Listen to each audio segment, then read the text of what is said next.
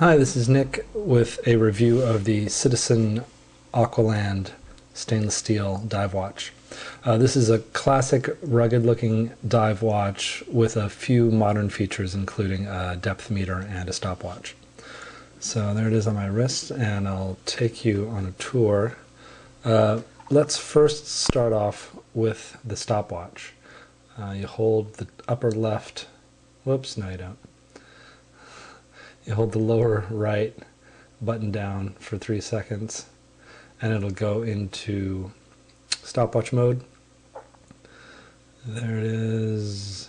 Great. And we'll start that. And we'll just run this throughout the tour. Usually that orange second hand doesn't move. It shows you the charge of the battery. This is an Echo Drive model, so it's solar powered. So that usually shows you the battery charge. Or the seconds on the stopwatch. So here we go. Start off with, we've got a unidirectional rotating bezel right here. So you can rotate this around to time your dives. If you put it on your minute hand when you start, then you're 10 minutes into the dive, 20 minutes into the dive, and so on. It's got a screw down crown here, and the depth meter is good for 125, whoops, wrong end. The depth meter is good for 125 feet, as you can see there.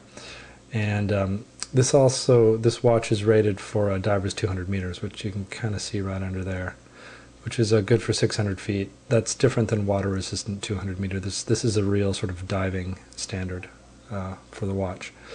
So as I said, it's solar powered. Usually 20 minutes out in the sun will charge it up to a full charge.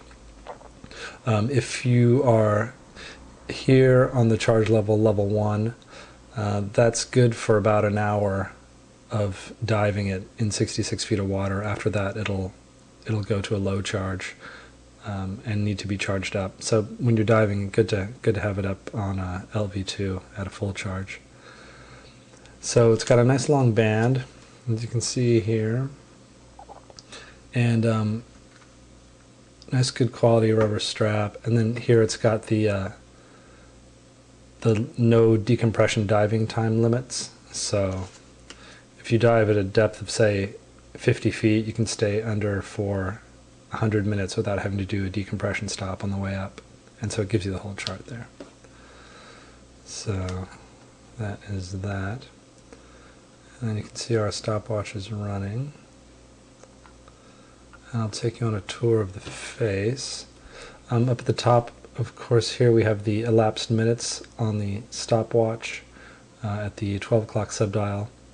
The 9 o'clock subdial shows the 24-hour hand. So you can see it's 9:20 at night. And then this is at the 6 o'clock subdial, the seconds for the watch, just the second hand. So that is that. And then we've got the date window here. And yeah, and as I said, the bezel.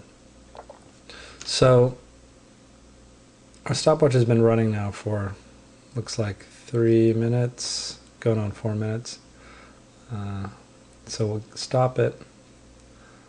Oh, not 3 minutes. Okay. So we'll stop it and then reset here. Oops, hold it for 3 seconds. Yeah, and then it resets.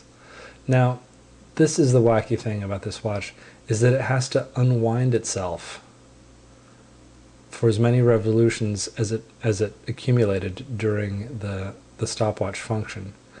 So that's like the one wacky sort of interface feature on this watch. So you can imagine if you had a 20-minute event that you were timing, the watch would have to make 20 revolutions around the face to unwind itself after measuring. So needless to say, I don't use the stopwatch that often. The depth meter, however, is pretty cool. It shows you your current depth here, as you're diving, and then to show your maximum depth after you finish diving, hit the upper right-hand pusher once, and then it'll give you your maximum depth of your last dive, which is in this case 40 feet, it looks like.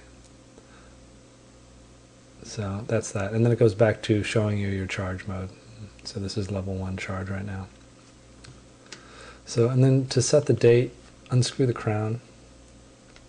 Oh, there we go. Pull it out one stop, and then there you go. There's the date. So pretty easy to set. And screw it back down. Here's the depth sensor, and then this is the back of the watch here. A little scratched up. I've had it a little while. So the good thing about this being battery powered or solar powered is that you don't need to get the batteries changed.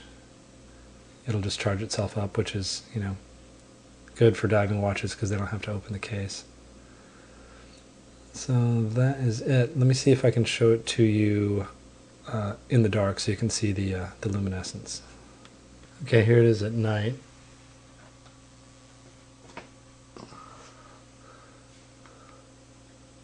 Let's see if I can hold it still. The shutter is slow on the camera, so it exaggerates this a little bit. There we go. You can see the dials there. Alright, thanks for watching.